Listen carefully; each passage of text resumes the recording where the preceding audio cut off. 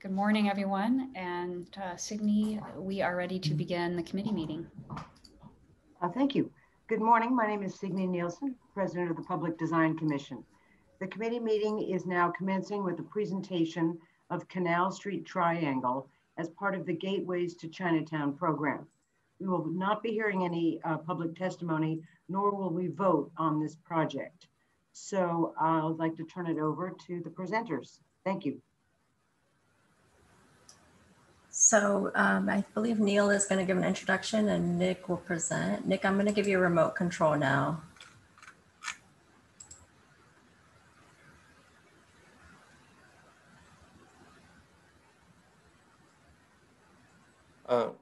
I'll start off. Good morning, Commissioners. I'm Neil Gagliardi, Director of Urban Design at DOT. And we'd like to start off with a bit of background about the project.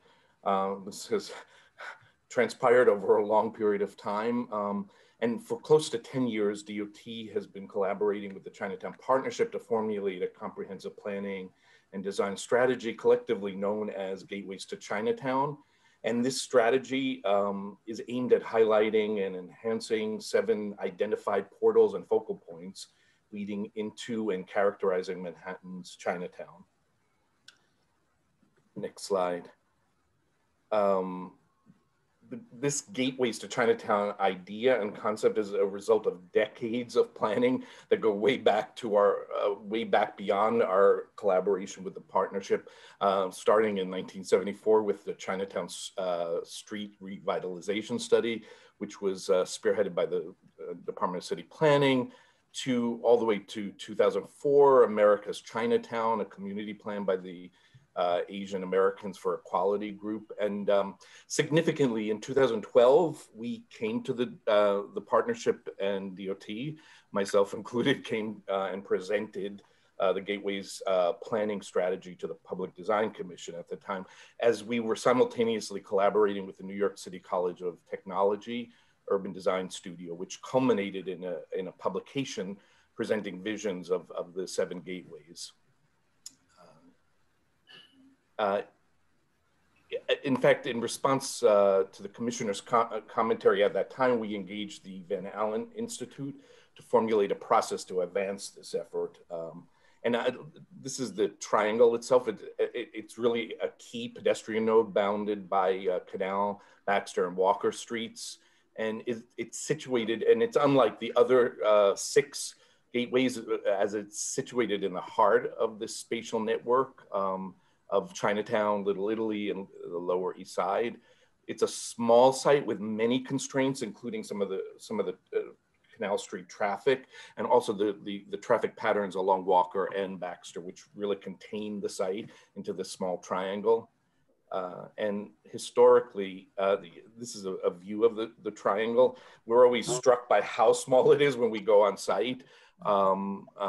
There's an existing kiosk and a grove of ginkgo trees in the center. Historically, it was always a crossroads on many levels, really just a triangle formed by the convergences of the street grid of Canal and Walker streets.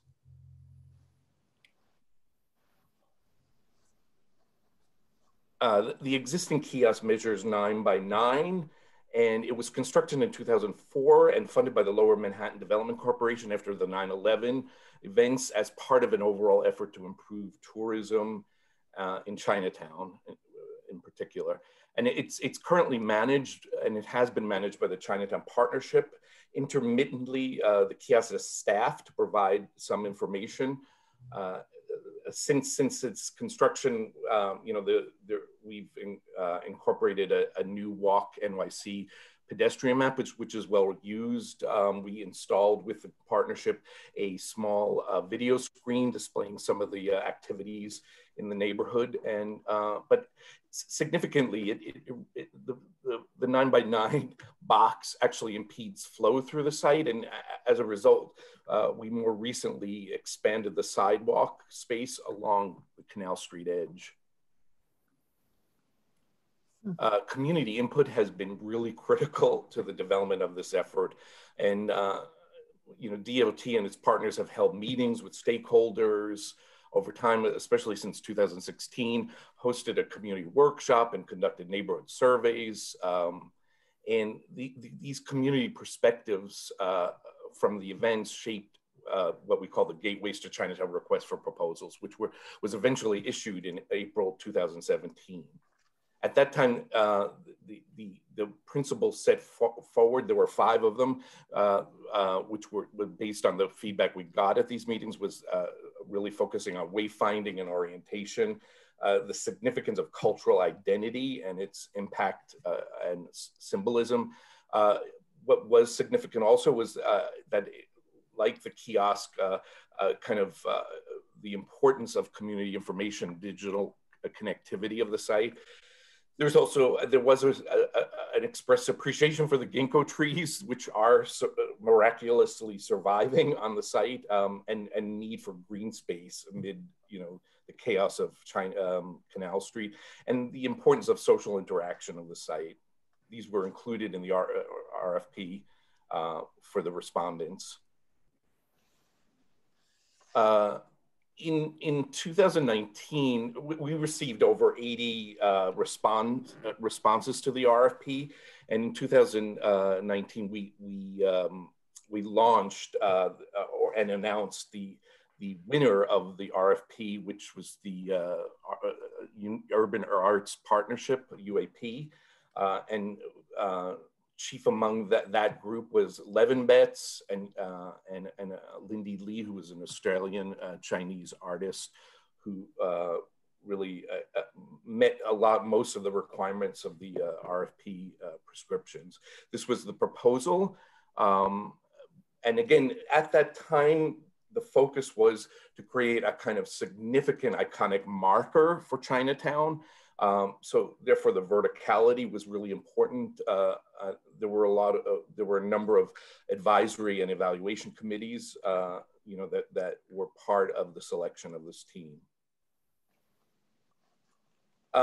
Thereafter, and the proposal was called the Dragon's Roar. Thereafter, we met and launched and presented to the community boards 1, 2, and 3. And officially held a number of engagement meetings thereafter. I don't mind admitting that in particular Community Board 4 expressed a rather incisive critique of the proposal, that it doesn't really reflect the community. And most significantly, they issued a letter that the tall stainless steel iconic structure did generate many negative comments, including that it did not reflect the heritage and specific character of Chinatown. In response to that feedback that we received at the various meetings in 2019, DOT and UAP together really proceeded with a host of a series of roundtable discussions with stakeholders, like one-on-ones, and those who made public testimony. And the aim of the roundtables was to listen to the concerns and objections to the proposed design and achieve a consensus on how best to advance this effort. Generally, overall, the proposal seemed to be a very top-down approach, which the Chinatown community is averse to, and there was a disappointment that that local artist wasn't really selected as part of that effort. And I don't mind admitting that I think the Dragon's Roar roared way too loudly for many of the stakeholders in community, and they urged for a more pared down, simpler, more informal place of exchange, and a focus more on the ground plane to design a more flexible, interactive space, which led us to these goals and objectives of this current effort that we've taken more in-house. Clearly, the need for enhanced circulation through the site. What was significant also was a need for a planted buffer to safeguard pedestrians and users and kind of buffer the truck and vehicular traffic along Canal Street, which seemed to be an impediment to use of the site. What was also significant, however small the site is, there was a kind of expressed need for a programmable space, more spaces in particular, and for gathering and passing through. And again, I think the overarching goal is to, really create a place of exchange in this very small space, this kind of east-west procession through the site, and to really create a framework for an expression of neighborhood identity, however that may be, but not necessarily in a static structure. And I think I'll pass now the presentation over to Nick Pedinati to talk about the more recent responses and concepts. Great, thanks Neil, and good morning commissioners. My name is Nick Petnati. I'm with New York City Department of Transportation Urban Design Group. Again, just building on Neil's introduction, I think our goal in taking on this effort from an in-house design perspective was really to try to distill the feedback that we received throughout all of the community engagement sessions we had. Again, we had individual one-on-one sit-downs with some of the key neighborhood advocates. We've met with a number of the cultural organizations, the community boards, so on and so forth. And I think pretty consistently, they all said that they wanted us to take a step back, to reassess the site, and to try to address the goals that Neil just laid out. And so we really started that effort by first taking a look at the existing site conditions and trying to identify what are the constraints, what are we dealing with from a spatial perspective here, and how should that then inform the design.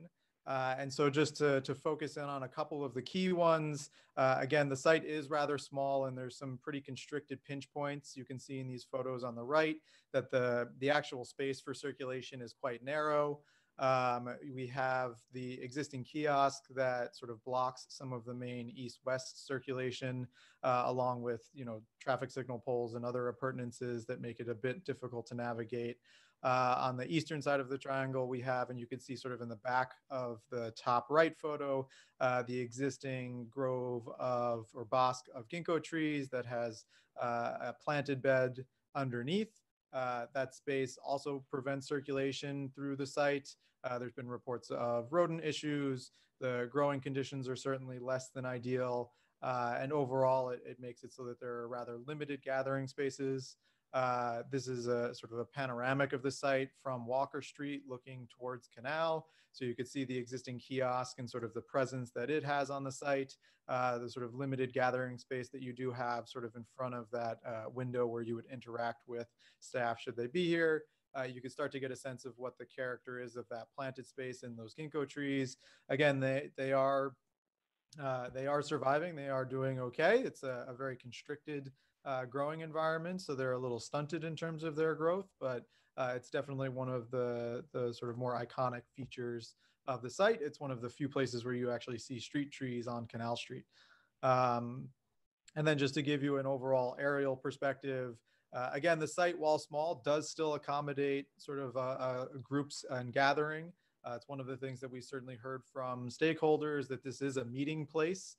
Even if it's just to gather for a short period of time, it does function as that sort of critical spot in the overall network and in the neighborhood for folks to meet up and then further sort of explore Chinatown, Little Italy, the Lower East Side. And so again, this gives you a sense of what the existing conditions are. And so for our conceptual design, we really wanted to approach it in a way where we were addressing some of the fundamental spatial design and the ground plane.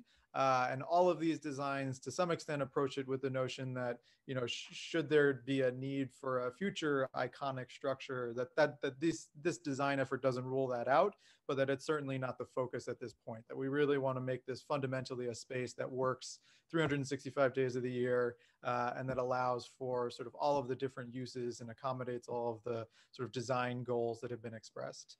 So the first option that we'll talk about is what we've called the kiosk.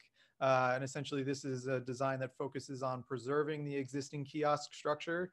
Again, we've heard mixed reactions from the community. Some people really appreciate the kiosk and the sort of human touch that having a person inside there and the ability to sort of offer information to exhibits. This design focuses on preserving the existing kiosk and actually removing the existing trees to free up that east-west circulation. Again, that allows for sort of these expanded gathering spaces and programmable space, the improved circulation. And as you can see, actually across all of the designs, one of the things that we're trying to consistently employ is that buffer along Canal Street, just given that's something that we heard pretty strongly from the community. The traffic, sort of the hustle and bustle of Canal Street is something where to enjoy this space, we want a little bit of separation from. The second option we're calling the BOSQUE option. In this one, the goal is to preserve the existing trees while at the same time making the ground plane beneath them something that is able to be walked upon, so a permeable surface that still allows water and air to get to the tree roots. We would still be looking at structural soil so that there's an adequate growing volume beneath there and supporting that tree health, while at the same time balancing the needs for circulation through the space. In this instance, we're removing the existing kiosk to really free up the western side of the triangle for circulation, for programmable space, for accommodating all of those uses. And then again, a narrower buffer along Canal Street to still provide that same amenity. And the last option, sort of taking that to its logical conclusion, is what happens if we remove the existing kiosk and the existing trees. And this obviously frees up the triangle for even further expanded programmable and circulation space, as well as allows for a larger buffer from Canal Street. And so the remaining slides in the presentation will sort of walk through each of these options in more detail. Before we get there, we did want to sort of hone in on two of the main themes that you'll see throughout each of the options. The first being the planted buffer. It's fairly intuitive, but the notion here is, again, that buffer can take on sort of many different shapes and forms. You'll see in the conceptual options a couple different approaches to that. Some will be able to integrate seating and other programming. Some are focused just on plantings. Some are understory, some include trees. So this is something that, you know, we're certainly very much at the conceptual level and we'll be developing in a much further way. And then the other thing that you'll see throughout each of these options is this concept of the storyboard. And this is really a way for us to try to address some of the feedback that we heard in terms of creating really an identity for the space and responding to some of the feedback to be able to manifest physically sort of the dynamism that is these neighborhoods. And so this is our first pass. We actually had a lot of really great feedback about this at the recent community stakeholder meeting we held on December 2nd. We could talk about that a little bit at the end. But you'll see that, you know, there is this line that runs through each of the options that represents an opportunity to create this space for providing content, whether that's historic or cultural programming, art, rotating exhibits.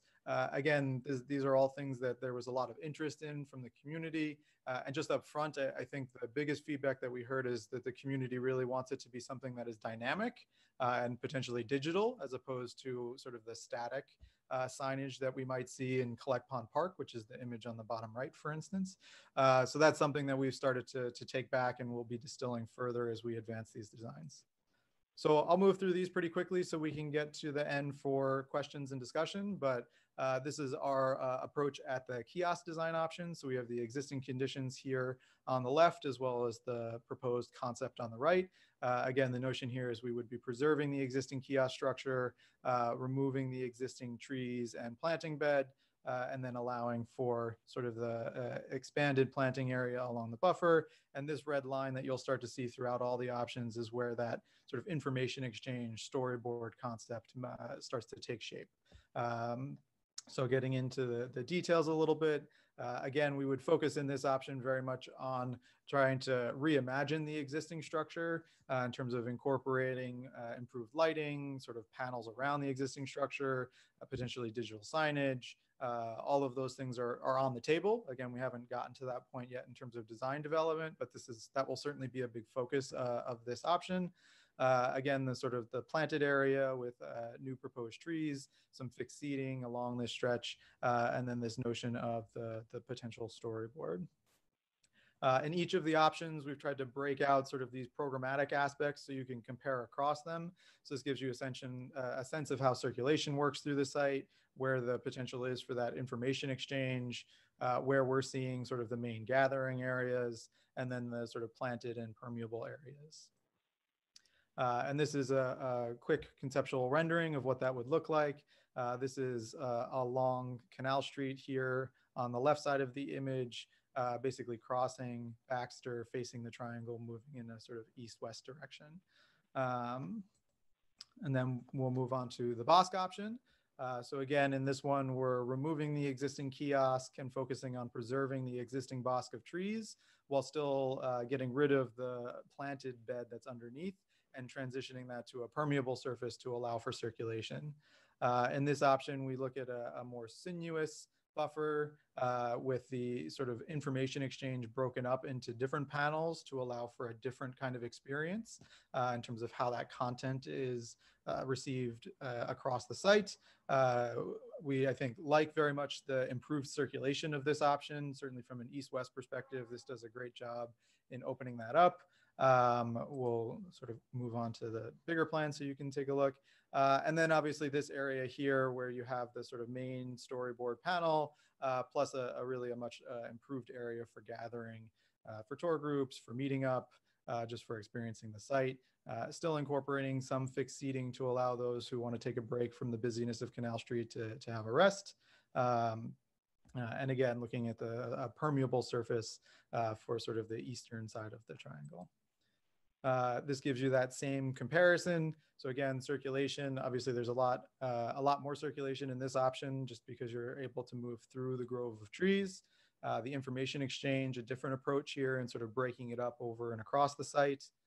Again, gathering areas, we have sort of the large one on the west side, as well as sort of a smaller sub-gathering area that you can do in the grove of existing ginkgos. And then certainly from a planting and permeable surfaces perspective, this one increases that quite significantly. And to some extent, this is an opportunity, like there are some mix and match options here, right? Just because we're installing permeable paving in the BOSQUE option doesn't mean that we couldn't pursue permeable paving in either of the other two options. So there are some elements that we could carry through and very well may carry through depending on how this starts to be distilled. So again, just looking at the rendering, you can see sort of the improved east-west circulation. You can actually sort of see all the way through the triangle space here. Again, the sort of buffer on both sides, starting to see the existing ginkgos preserved in the background, the storyboard panel, the fixed seating, how that all comes together.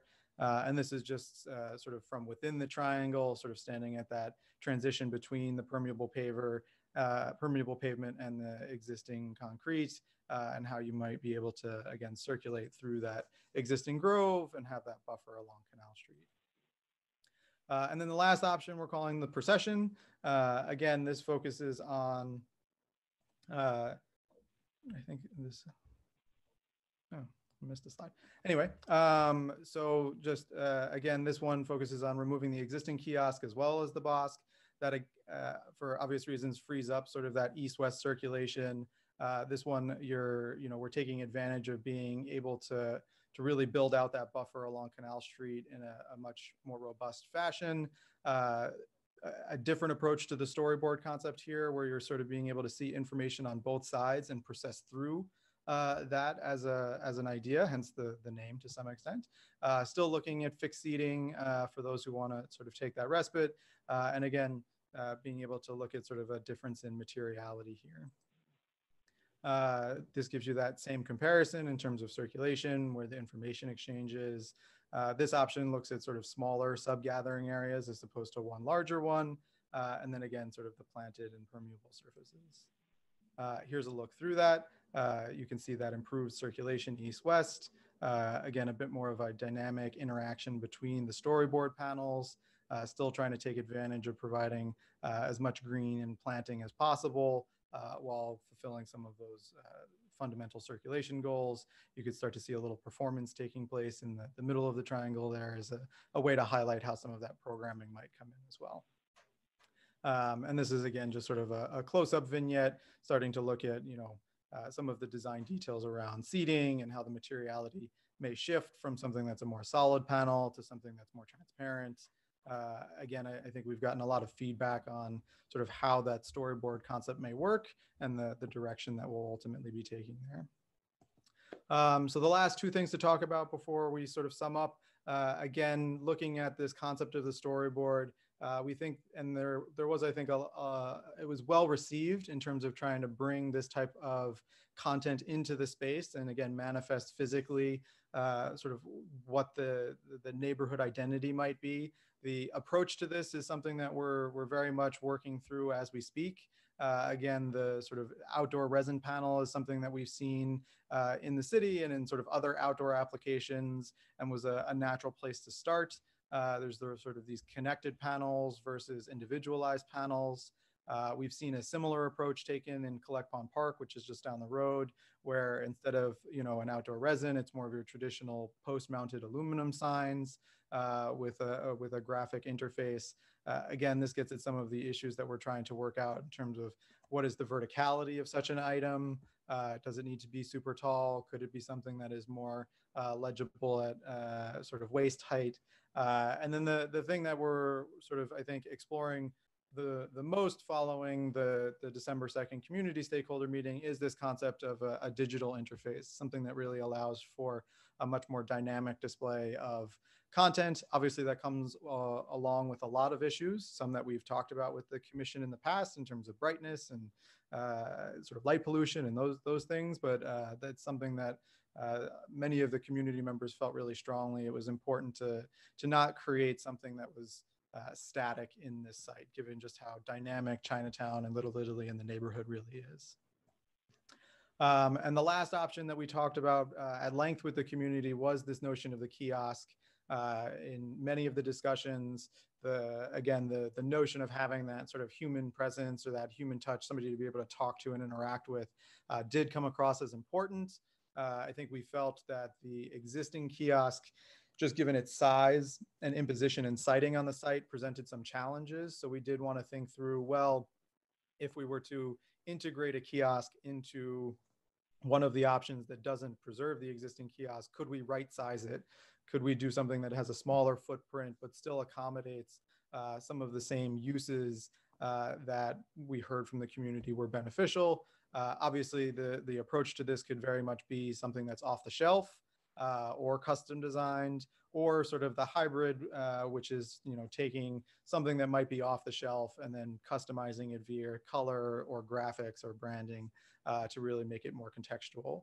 And again, I think we heard mixed results from the community meeting, even on this approach, in terms of whether we really want somebody to be sort of staffed out in a structure for any given amount of time, particularly in context of the pandemic, and just sort of what is the overall benefit of that. So there's some, I think, really good discussions that have evolved around that, and hopefully I think a direction that we'll be able to move forward and that accommodates the idea of what the kiosk interface is, but maybe looks at it in a more futuristic and technology-based way.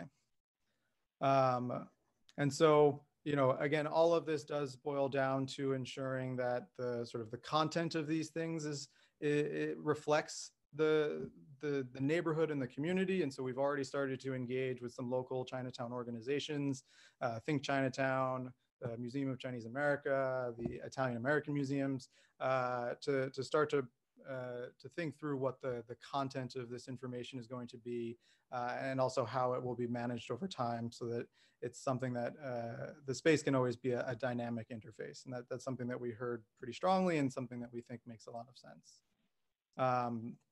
So this is just, again, we can talk a bit more about the December 2nd community stakeholder meeting we had, but it was over Zoom. It was quite a fun experience. We used some of the polling features to ask the audience the community members or the participants, which design they like the best, what are some of the key aspects of the designs that they liked. And we got really, really good feedback. We had an overall webinar and then also breakout sessions with smaller groups. So with that, this is sort of the wrap up slide, just again, focusing on the three options, really trying to hit on those goals of improving circulation, providing that planted buffer for folks using the site, creating flexible programmable areas, and lastly, and most difficulty, really creating that space for cultural identity and a space of exchange. So with that, I'll open it up to the commissioners for any questions. And obviously, we can also talk a bit further about some of the feedback that we received at that December 2nd hearing. But thank you so much. Really appreciate it. Thank you, Neil and Nick. That was very helpful to put it all in context. I can't see all of the members of the commission, so now I can. Someone like to speak first, make a comment? Quiet? Well, I'll certainly say so. Oh, Lori, feel free. I'll speak because my office is right by here, so I'm very familiar with the site and its challenges. And I walk through there often. It's very hectic, as I'm sure everybody knows. And it's, I mean, I just have questions. I just think it should be as open as possible because it's so confusing there as to what you're supposed to do. I'm sure you've heard many of the comments before. Just trying to get across canal and then wherever the hell you're going. But I think I'm wondering, about the trees. I know I want to hear from Signe about the vegetation, and I'm also concerned about any ground cover. I think the idea of putting some material, obviously material there that would be about the community and its history is a great idea. I'm concerned about the resin signs that the traffic is kind of wild there, and all the traffic, the tunnel tunnel to bridge and all of that. And it seems like the resin panels could get damaged very easily by traffic. So I just would want something very sturdy and also lower is what I think would be better. Like the low mounted aluminum sign panels seem like maybe a more, let's say, porous solution to something with information on it. So I'm pretty firm in my preference for the BOSQUE scheme. I also walk by there fairly often. Those trees are in actually remarkably good condition. They are growing in a group soil volume. But more to the point, it seems to me that the trees themselves are rather iconic for Canal Street because there are no other street trees on Canal. And so, all of the make it bigger for signage, in fact, I think those trees do quite a good job. I completely agree that making the ground plane more, I don't want to say permeable, but porous to people moving east-west is a great idea. And certainly that has proven to be successful with various kinds of permeable pavements, as long as Nick pointed out, the soil, whether silva cells or whatever it is you're going to do. I think it would be also kind of great to add additional trees. I assume those would be cherry trees, just keeping in the sort of genre of Asian plant material. I agree with Lori on the panels. I mean, it seems to me the panels can do several things for you. In addition to identity and information, they can also be some kind of a noise buffer, depending on how you design them, how much gap there is between them. But I don't see that tall is really beneficial if you're intaking information, whether it's digital or permanent, so to speak, you know, that zone is kind of limited. It's not going up to 12 feet. So, because I don't think you're looking at this to be sort of billboard signage. So anyway, I would just, I understand obviously why the choice of the color red. I think that the idea of resin, which isn't as transparent as you're showing, but as a material, you know, could be a good material. There's resins that have some interesting kind of textures in them as well. But I guess I would just urge you to think about the panels performing more than one function, because I think they can also be, if not a true noise barrier, they can at least be a visual mitigation to the traffic, which ultimately has a psychological benefit. But I am 100% for the BOSQUE scheme. The kiosk scheme to me is an absolute no-go because of the severance of the east-west connectivity. And the last one, I just, I don't know. I feel like there needs to be some places of respite in that space and not to be proceeding through just information all the time. Those are my thoughts. Thank you. Yeah, no, really, really appreciate it. And again, we are still at the early stages of research into the materiality of those resin panels. We've reached out to a couple manufacturers that have precedent in New York, as well as other parts of the US with similar climates. So we do know that at least from an outdoor perspective, they should hold up. But Laura, your point about it being so close to traffic is well taken. I think we'll continue to delve further into that in terms of just what the details of that materiality are. And Signy, to your point, whether they can serve more than one purpose. I think that's a great point. And we definitely want to be able to take advantage of as much as we can in this small space. So a lot of things are going to need to serve multiple purposes. I mean, I suppose a potential non-starter in the BOSQUE scheme is if the community is very intent on a personed kiosk, then that is definitely a challenge, unless they kind of are suspended between the trees or something. I'm not quite sure. So yeah, feel free to share that whenever. I mean, to me, the kiosk seems almost cruel to put somebody in a kiosk in that location. You know, I mean, it would need to have a very intense mechanical system in it and all of that, almost like a traffic booth, which they're now getting rid of at all of the tunnels and everything. I mean, I never even realized there was ever a person in there. So I would be anti the kiosk if asked. That's good to know. Just to mention about the storyboard and wall, I mean, the intent and some of the renderings kind of allude to something a little different. I mean, the intent was that they were intermittent, that it wasn't a continuous tall wall, that it was really fortifying a more robust kind of psychological barrier along Canal Street. So you know, that has to be refined and, you know, what that looks like. But the intent was not to be, you know, just this continuous wall, but more of a garden-esque combination and hybrid. Although we did hear a lot while we increased the space, the sidewalk space along Canal Street for circulation, for passage, a lot of people said that that was not hospitable. They did not want to walk close to Canal Street. And that edge is an important one to really focus on to make it more hospitable. Is someone designing the wall? Is there a designer involved here or a graphic designer?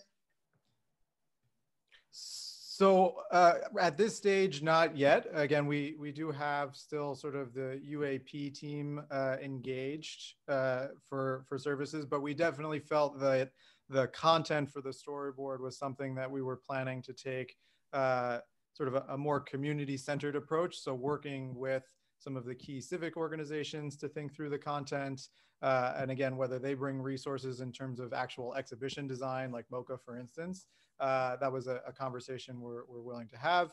Or should we need to engage, obviously, the services of a graphic designer or whatnot, that would be a route we take as we get a little bit closer in terms of what this piece of the element really, what this part of the design really is.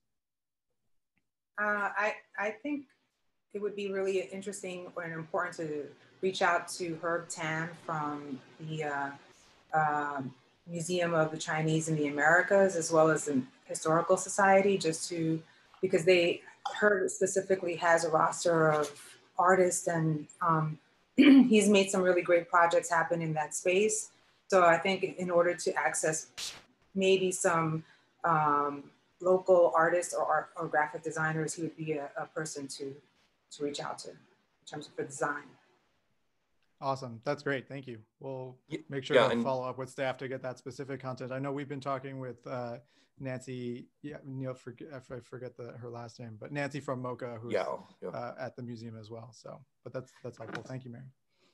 And Herb, has been involved in previous meetings, and I mean, the intent is really to have this grow from the ground up and really have these organizations develop what the content and the graphic would be. And we're intending to have a meeting right after, soon after this, with them to kind of scout out and frame, how we would approach it. I would like to just say that I do prefer the BOSQUE, in that I'm against moving the trees if they're already situated there, and they do provide, they're beautiful in and of themselves, and then you do still have the east-west.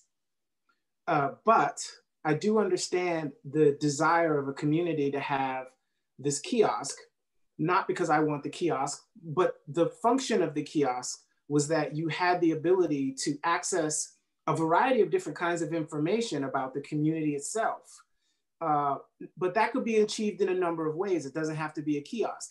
All of these proposals are asking for static, top-down hierarchical communication, which I think is fundamentally against the way that the site could be used, in that if you had an element, it could be developed that there was an interactive element that would give you access to any question that you had about Chinatown, which would be of much more use than one person or a map, which everybody uses their phone for now. Or it could be that there's an access point for your phone use to get this information. So all of those, if you avoid that people dynamically want information, then you're already choosing what it is that's important about Chinatown, and you don't know. Yeah, I think we heard the exact same thing from the community stakeholder meeting, and it's really pushed us to, I think, give a lot more thought to what a digital interactive interface could look like on the site. And I think it works well in context of the BOSQUE option. And we're in the process now of figuring out, okay, what are the technical and maintenance issues that come along with such a piece of infrastructure, and whether that can be solved. Luckily, we have great partners here.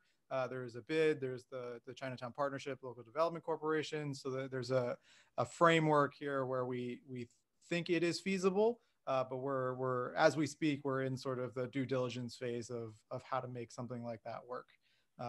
Because there is examples of it already on New York City streets. So we know we have that precedent, so. Yeah, I mean, interactive was the operative word. We heard it over and over again, and that is the major critique of the existing kiosk as well. That its intent was really for tourism. It's outmoded. It's only viable if you have people there 24/7 who connect. But a lot of the community and the stakeholders are saying that it doesn't serve multiple purposes of the community for information. Just passing out pamphlets about Jersey Boys is on Broadway doesn't really help the circumstances. So we really have a challenge to make it really responsive. it is an opportunity to allow that any community member can put their voice into an access point that people could access what's important about the community to you. And so if you have all of these different ethnic communities and they all, I mean, you know, you could have Uyghur Muslims from China who live in Chinatown, and I've never been able to access their heritage, but it could be first person. So you could, you know, and it doesn't have to be an infrastructural, architectural folly kind of thing. It can only be a link from the site that you know about it because you're at the site, but then you can access it via your phone, or there could, of course, be a durable access point, touch point. But it's much more important, the voices of the individuals, than your voices as organizers and architects. Mm-hmm. And that's where I feel like this has lost its multivariate content. Yeah, no. Just to note, we tested about 3 years ago under the Manhattan Bridge in Chinatown, that very idea. It was an interactive, I mean, it wasn't digital, it was an interactive kiosk where we engaged people to actually advertise and post on the kiosk, you know, messages or meetings or significant goings on. And that was really the premise. That was pretty successful. It really engaged under a difficult space, you know, and we just have to find the framework, you know, and the suitable one in scale to work here. Thank you for hearing my comment. Thank you.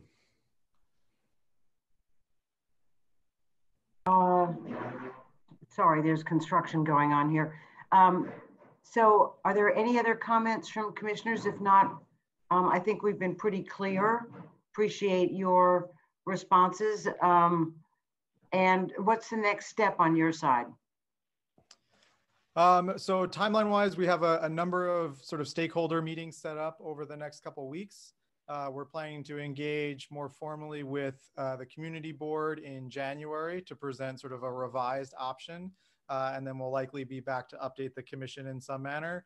We are headed towards, we do have funding for this project from LMDC, the Lower Manhattan Development Corporation, that is trying to wrap up their operations. So we do have a bit of a tight schedule with them in terms of getting to sort of an agreed upon design with the community and as well with the commission by, what was it, Neil? It was April.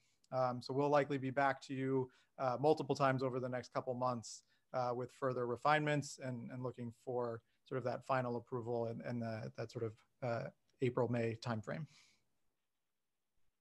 Okay, thank you. Thank you very much. Thank you all. Thank you. Have a great holiday and Happy New Year if we don't see you until then. You too. All right. So we will now begin the public meeting. I'm going to do a roll call to confirm commissioner attendance. When I call your name, if you could just please say here. Kenseth Armstead. I'm here. Lori Hawkinson. Here. Deborah Martin. Just rejoined, yes. I'll come back to you. Richard Moore. Here. Susan Morgenthau. Here. Ethel Sheffer. Meryl Tisch. Here. Mary Valverde. Here. And let me try again on Deborah Martin. Here. I see you. Okay, great. And Ethel Sheffer. Here. Great, thank you. So now we're going to take a vote on the consent agenda. We have before us today items number 27633 to 27652. Staff has noted that there are no existing recusals. Are there any new recusals that we should be made aware of? No, let the record show there are no recusals. So I'll now call for a vote. Commissioners, when I call your name, please state your vote for the consent agenda. You may approve or reject all, and you also may reject or abstain from an individual project. So Phil will skip over. Kenseth? Approve all. Lori, Approve all. Deborah,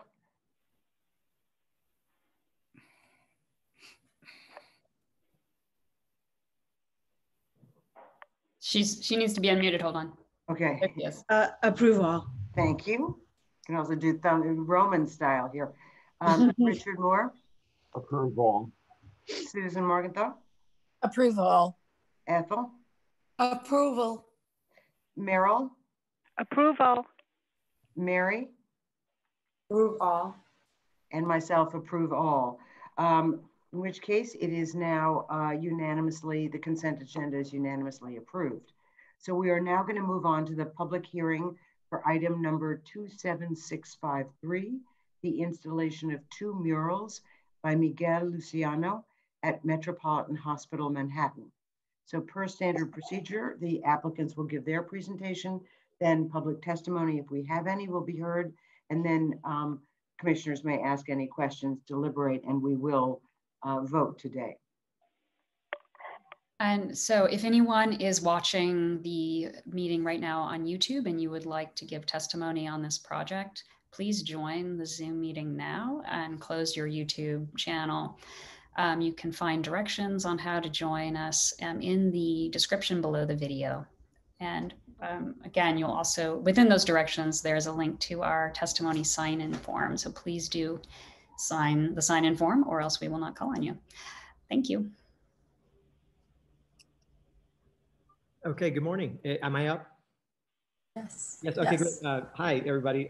Good morning. My name is Miguel Luciano. I am an artist, visual artist based in East Harlem, and I'm gonna talk about the conceptual sort of proposal for the FEMA flood wall design at Metropolitan Hospital in East Harlem. Make sure this is working. I'm just trying to make sure my controls here are working. Okay, so there we go. This has up front some examples of some of my prior work as a visual artist. I'm a sculptor, painter, work across a lot of different mediums, from public art to sculpture and painting primarily. And so these are just some previous examples: the Museum of Art and Design sculpture in Puerto Rico last couple of years. Large scale sort of fiberglass work, sculptures related to bicycles, a lot of which, a lot of the work in my practice explores the relationship between Puerto Rico and the United States, which are the places that I am from, and is often the subject matter of my work, and looking at this longstanding colonial relationship. This is work in the Smithsonian's collection at the American Art Museum. And this is an image from a public art project that was done in collaboration with Hiram Maristani in East Harlem the year before last, called Mapping Resistance to Young Lords in El Barrio, which was commemorating the 50-year anniversary of the Young Lords chapter in New York City. And we took 10 historic photographs from Hiram, who is the official photographer of the Young Lords and one of the founding members in New York. And we turned these historic photos into billboards, billboard-sized images at 10 different locations in the neighborhood. And these are a couple examples of some of those images. We have still 2 that are up from the project, but this was about really commemorating the activist history of East Harlem and celebrating histories of resistance that led to direct social changes that we all benefit from 50 years later. And public art projects that are interactive, participatory. This is a kite project based on portraiture and flying as a metaphor for freedom. This was in Nairobi, Kenya in 2014. And so that's some sort of examples of past work. This will give some context to the project, the Floodwell project. And I'd like to introduce Anthony Bellomo, who can give us more of a background and site context for the work. Great, thanks, Miguel. As you know, Metropolitan Hospital is located in East Harlem between 2nd Avenue and 1st Avenue and 99th Street and East 97th Streets, just west of the East River. Click to the next slide. Essentially, this is just to give some context for Miguel's art installation concepts. This is the existing facility. As you can see, the hospital was built in the mid 20th century, so it has a setback as most international style buildings of the era do, which means that there are several driveways, points of ingress and egress, but on the next slide, you'll see that as part of the resiliency efforts to protect this facility from flood impacts that could come in the future, we have to sort of fortify the perimeter where now you can see via these existing photos, this is the 2nd Avenue frontage. There's multiple points of access that have to be maintained, driveways that will need to be maintained. There are areas where the building comes right out to the sidewalk, as you see here along 99th Street. The next slide wraps the corner. This is the 1st Avenue frontage where there are some existing parking lots that are bound by chain link, and there's some car lifts. And then the 4th frontage, which is East 97th Street, also has some active driveways and points of pedestrian access, both for the emergency room and ambulance, as well as the main entrance that faces 1st Avenue. So essentially, in a nutshell, the level of effort for site work is to protect the facility from storm surge associated with future hurricanes or storm events and storm surge from the East River. So the next slide will show, I think, a simple diagram of how we are approaching that. There will be a perimeter wall that is designed with deployable floodgates that allow those points of access, both pedestrian and vehicular, to remain open unless there is a storm event or a storm surge event where those deployable gates that are kind of highlighted in blue will be deployed. But as we look at the site plan, this shows the proposed condition. The perimeter wall is shown in this dark gray. And as you can see, the main avenues, 2nd and 1st Avenues, have wall frontage that is at the mid block that goes right up against the public realm, right adjacent to the sidewalk. So here we're highlighting where Miguel would have art installations to help enliven those frontages. I think one thing that we were very focused on since the inception of the project was that we want to mitigate any aesthetic impact that the introduction of a wall will have. And so the red highlighted areas are where Miguel proposes art installations. And I think just for reference, I just wanted to mention that as part of this process, there was an art selection committee established, and that was comprised of members both from NYC Health and Hospitals, NYC Economic Development Corporation, and also community members that have an art background. And so Miguel was shortlisted of one of 3 people who submitted, and then ultimately was selected as the preferred artist. And Miguel not only has experience working within the community, as you saw in some of his examples in his past work, but he's also a resident of the neighborhood. And so for many reasons, he was an ideal fit for this project. And with that, Miguel, I'll let you walk everybody through your concept for the art installation. Great, thank you, Anthony. So focusing again on these 2 walls on First Avenue, 2nd Avenue. Let me pull this up. Been looking a lot at some of the themes that are informing this wall to begin with. There was interest in sort of in addressing some of the reasons why this wall is happening in terms of climate change, in terms of rising waters. So it was looking a lot at sort of ancestral symbols related to water, wind, the earth, fertility, different things related to the hospital and the wall itself. And then looking at also kind of symbolic similarities between, these are indigenous symbols from the Caribbean, from Puerto Rico and other islands within the Caribbean. And also looking at West African symbols that are kind of parallel and similar to a lot of the indigenous symbols in the Caribbean. So between Adinkra symbols, Taino symbols, other kinds of references to the earth, balance, wind, and water, and community and unity. And so some of how that comes into play here are in these kinds of graphic renderings that are being imagined as mosaic tile and ceramic tile applications. We're looking at here the First Avenue wall. which is the highest wall along the street. And so these are panels that will be of ceramic sort of tile applications that'll happen on the First Avenue side wall. And here's sort of a rendering of the work in scale on site. And on the Second Avenue side, this is a rendering for a similar kind of graphic application that would be in mosaic tile, which is kind of, this is the entrance really to the hospital for most of the community on this side behind, which is also the side that I see very close to where I live. And that's a sort of a rendering of this work inside to get a sense of scale from the Second Avenue view.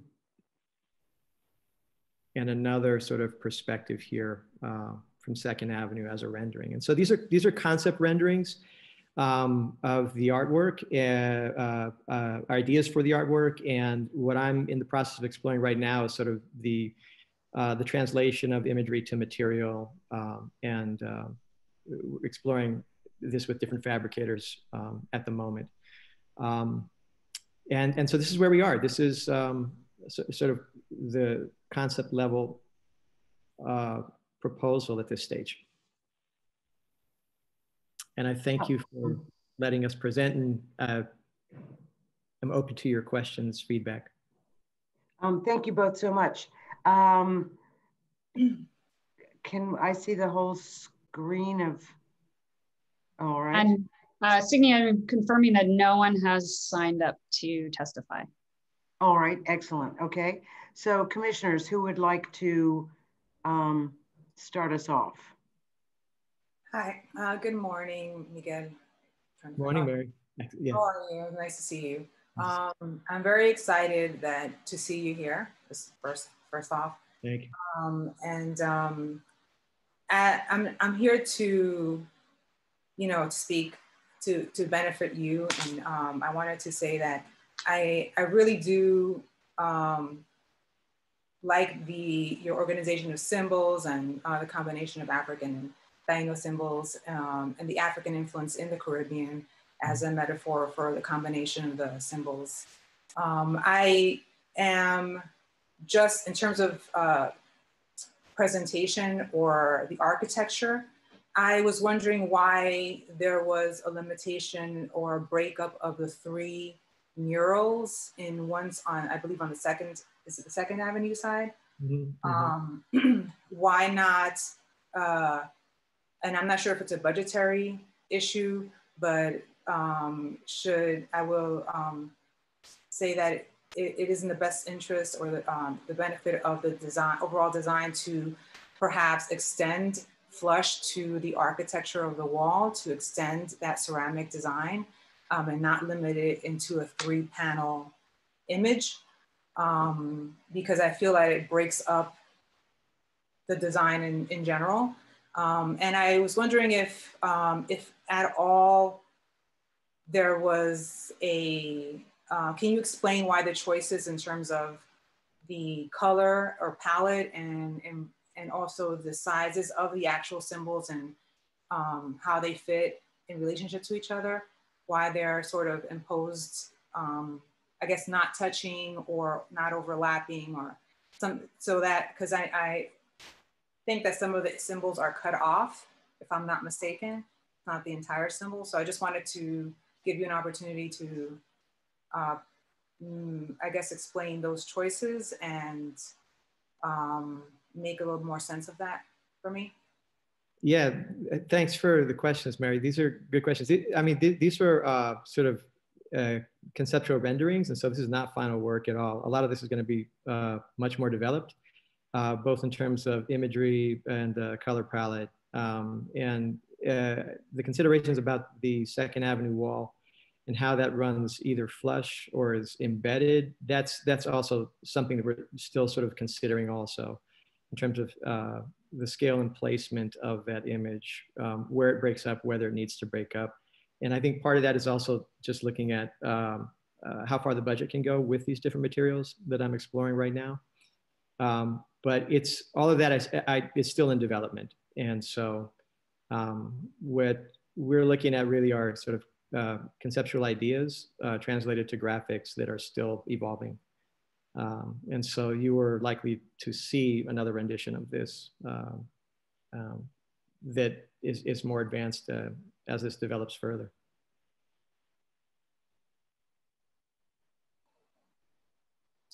Is there room for a broader or I guess more of a budget for this then? Because I think it would only make sense to resolve the design. I mean, how does this work? I mean, maybe I'm not just speaking to you, Miguel, but for the other parties in play. It doesn't, to me, visually, it doesn't make sense to break up the design, especially if it's a sort of marrying of both sides technically or even design-wise.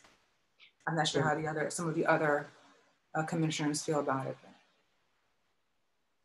I can say this. I mean, part of what it won't cover like the entire wall, which is what I'm trying to see is how much coverage we can get with the material we have, and how to frame it within these walls. And so the First Avenue wall is the tallest, and it's the longest. I mean, this hospital runs like 2 city blocks.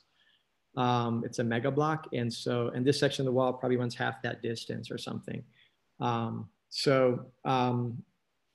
Yeah, this is still I think in development, but this is how it's framed out is not been finalized. Yeah, one thing I can add about the budget question in general is there's obviously an art budget that was developed for the project. But one of the things that we're looking to do is Miguel hones the actual graphic approach to the art. We know where the art's going. We are, you know, as displayed, the materiality is being worked through in fabrication and all of those things. So at the preliminary submission, a lot of that detail will be displayed, obviously. But in terms of the budget, as you could see in some of the renderings, the flood wall itself will be clad in a masonry unit. So it'll have a masonry cladding that's the finished material. However, areas where Miguel's murals will be installed, there obviously will not be masonry cladding because that surface area will be left available for the art installation. So one of the things that we're hoping to do is the baseline costs of the project would have required cladding all surfaces in this kind of like finished masonry material. And so what we're hoping to do is apply what the cost savings, if you will, would have been for the areas where the murals will go, to apply that material cost to the art budget, which will allow Miguel perhaps a little bit more wiggle room to either expand the footprint of the murals or have more freedom with the material that he's using. And then I think the other thing too is if, let's say, the final material on 2nd Avenue, for example, is printed porcelain tile, the cost of the porcelain tile itself can be paid for via the base project. But it's just the process of printing that would potentially just have to come out of the art budget because that's the actual art component. So we're, as Miguel's working with different fabricators and getting more, I think, precise cost estimates with regard to both material and installation, we're working very closely with him to maximize his use of the budget. So Anthony, I had a question. Thank you for clarifying that.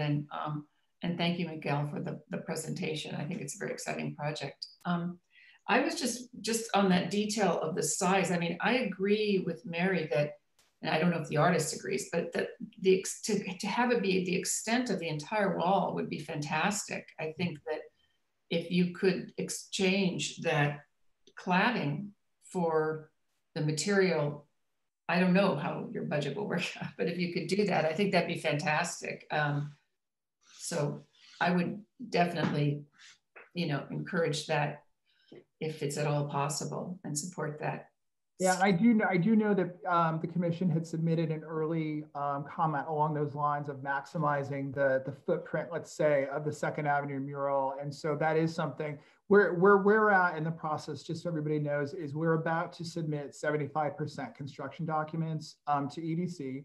And so with that will be an updated cost estimate. And so at this moment in time, that will allow us to better assess, I think, the distribution of funds in terms of material cladding.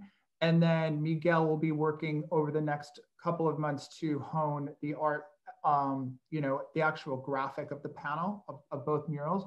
And so our hope is that when we come back to you with the preliminary submission, not only will we be able to have maximized the coverage of the surface area, let's say, of the murals, but at that moment too, you'll be able to see kind of the final look.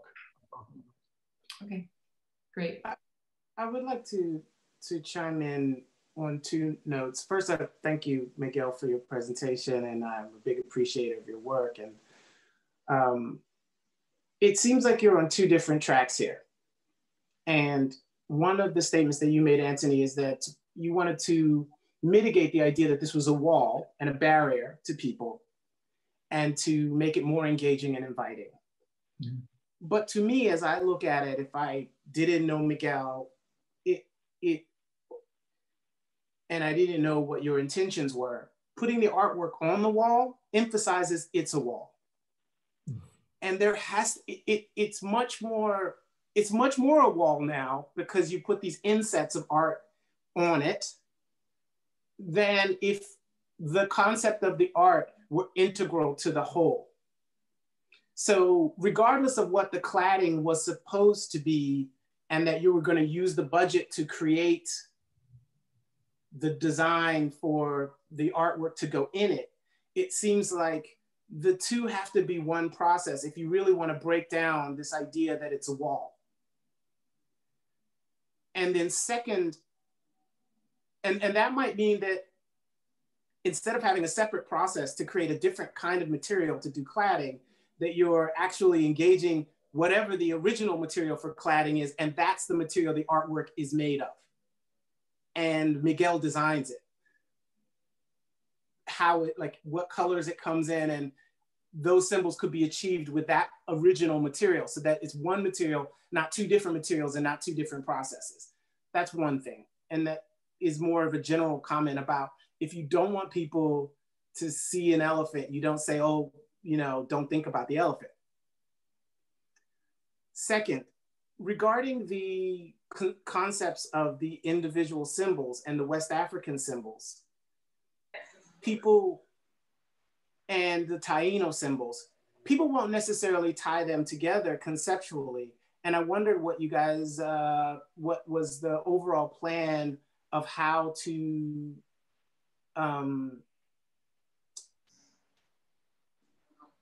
tie them all together so that people see this, because I can see how to Miguel, there's a really strong relationship between the Taino and the West African.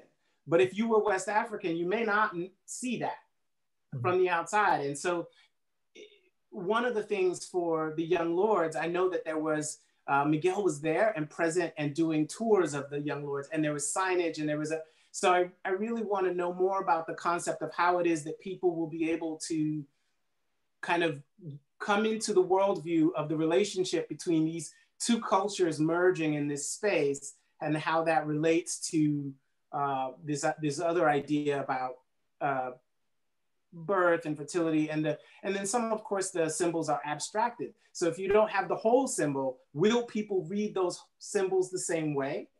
And so I have concerns about that, and I want to understand a sort of holistic approach so that there's contextualization on site, so people have an entryway, a doorway into the way that you're seeing these symbols related. And then finally, I want to thank you again for the effort that you've put into it and for hearing my comments. Thanks, Kenseth. Those are really fantastic comments. And I'm really happy that you're part of this commission, both you and Mary. And it really and truly, it's a nice surprise. I think that there are really great insights, and these questions about materials and how to make a wall, not a wall, are things I've thought about a lot from the beginning of this project. That they're things I continue to think about, and how to sort of how to diffuse the impact of a structure like this has been one of the great challenges, I think, of this project. Now, particularly as the neighborhood around the hospital continues to change, But I'll say this, like I ride my bike, it's on my bike path. Literally, I ride past there every day and think about this. And it's going to look a lot different than it does today. It'll ultimately, I think, actually being more inviting as a campus when it's all said and done, because it's very messy, the kind of footprint of the hospital right now, especially on this First Avenue side. But these are things I think about because I can literally see the hospital from where I live. And so it's a concern for me. But in terms of the imagery, I think this is great feedback also because a lot of this is still evolving. With the Young Lords, one of the things that they did that I thought was so sort of radical as a cultural organization, really, you know, as well as an activist organization, is that they repositioned Puerto Rican identity as being Afro-Taino with European, and was really inverting a very Eurocentric idea of Puerto Rican identity at a time that that was a radical kind of thing to do, right? And that they influenced the whole generation in terms of how we think about ourselves in connection with so many other people in the Caribbean, but also in the Black diaspora. And so it's for me, those things are important still, you know, and because they're still not things that everybody understands. But there are a lot of that imagery, I think, is immediately familiar, right? Like they do reinforce our kind of awareness of cultural identity. There are enough of the Taino icons, especially, that are super popular, and I think that combining those with lesser known iconographies that are also West African are, for me, is an opportunity. So it's a good point about how that gets unpacked and how it becomes sort of clear. I'm still thinking about that in terms of how this design evolves. So I appreciate the comments. They're really good comments. And again, I just want to emphasize that this is conceptual sort of renderings, not final artwork. But these are really good things to focus on as this develops further.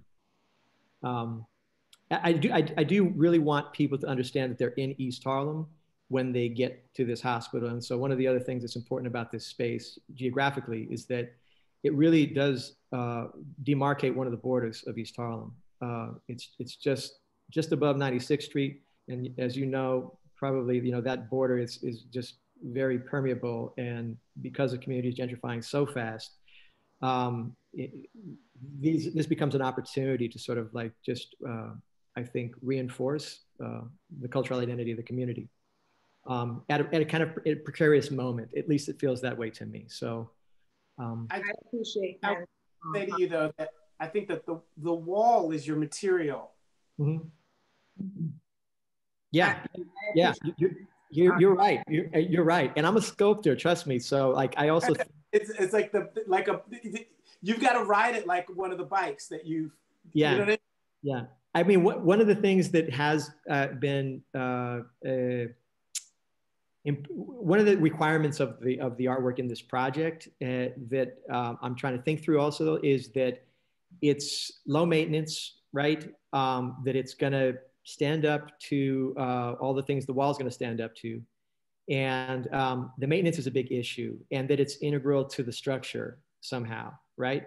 And so because it's a flood wall, particularly, it does present other limitations materially. And I think that's, I'm still thinking about this. So I just really appreciate you bringing it up. Yeah, it's a good time for me to be thinking about this. So. Yeah. And I'm excited to see what you come up with as more final drawings. And I do want to say that I'm excited about how you're building this relationship for this community, because this will be, and in this community, this will be the only African architectural site point. Mm. The only, you know, so it's like, as you approach it, you realize that you're making a home base for people to visually site themselves. All the other architecture is European. Mm. So rather than it being a African thing on or a Caribbean thing on a European thing, it has to be that thing. for people. And so I think that the process somehow has to be married. And I'm not sure how you guys are going to get there as a team, but it seems like there's really one budget, not two budgets. There's one object, and you got ideas about the symbols that engage it. And there has to be a way to then also have language around that so that people who are a bit lost when they see them, they can also find their ways through the portal to this object, contextualized. And I think that has to be an extremely strong part of the final presentation. And that doesn't have to be a long thing. It can be 3 sentences, but it needs to be wordsmithed as well as, and then also the symbols themselves, as abstract as they are, some of them, maybe there's an on-site key, like you put in the presentation for some of them as well. And so, you know, yeah, that's, that's, I'm just saying this push and pull is something that has to be refined for the piece to really get where I know you want it to go. Sure. No, Mary, did you have something you wanted to add? Yes, I just wanted to say that there is a need to consider absolutely all these design decisions prior to actually, you know, with just in hand with the budgetary issue, because of what Ken said. There's like, you know, you can't leave it till the end because you're going to have to make these sort of design decisions prior to, so that you can then know how far you can go, how broad you can go, how high, etc. But also in terms of just aesthetics, there should be a marrying of those 2 identities or 3 identities, however you want to intersect those, the Puerto Rican identity. But you should consider the overall palette, the tone, how, you know, in terms of the visual contrast, how these symbols will sort of be embedded or sort of translate on the wall. How are people going to read it?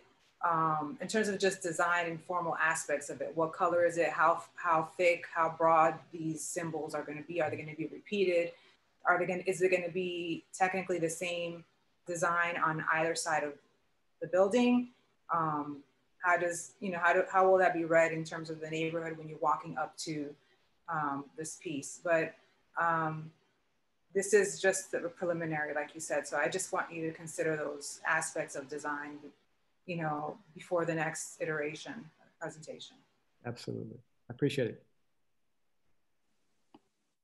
I just had one general comment, which was also making sure that wayfinding or other identification signage, temporary signage that the hospital may need is also sort of actively thought about and considered as the project develops.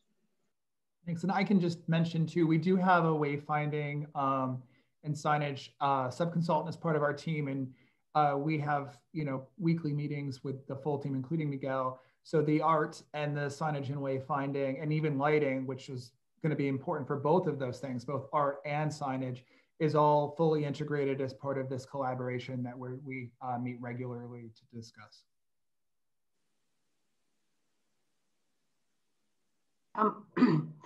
Thank you, Miguel. I don't really mean to derail this conversation because I think that the comments on the artwork have been very stimulating, and I support those. I actually have a question about the operable floodgates. I mean, this is a hospital, and one can imagine that there may be people in need during a flood event. And if the wall is holding back the water, how does an ambulance actually get into the hospital?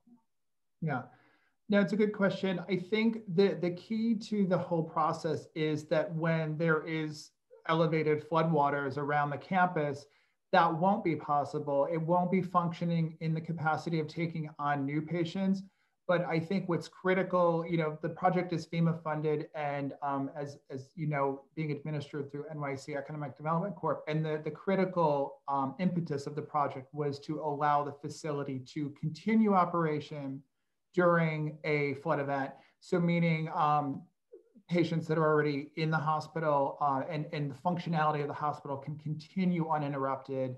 But to your point, if there is, let's say, a 9-foot high flood wall and there's flood waters 5 or 6 feet against that wall, including the deployable gates, which would be activated, you would not have emergency vehicles coming in and out. Have you thought about helicopter landing pads on the roof?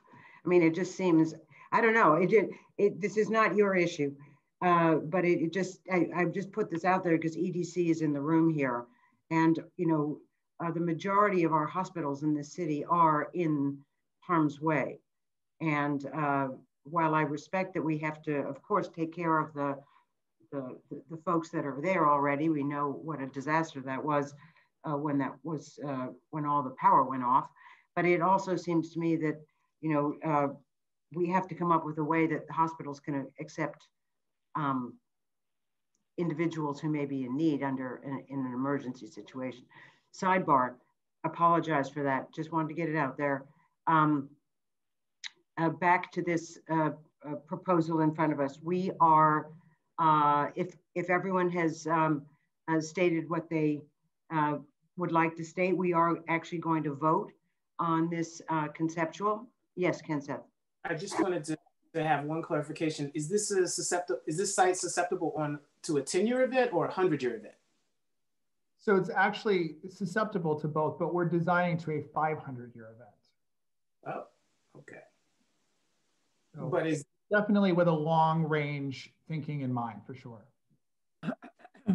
As hospitals should. Are we ready to take a vote, commissioners, on the conceptual approval? Okay. So I am going to call your name.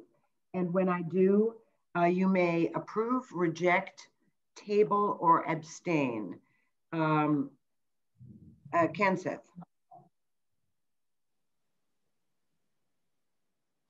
I would approve with the notes that I gave.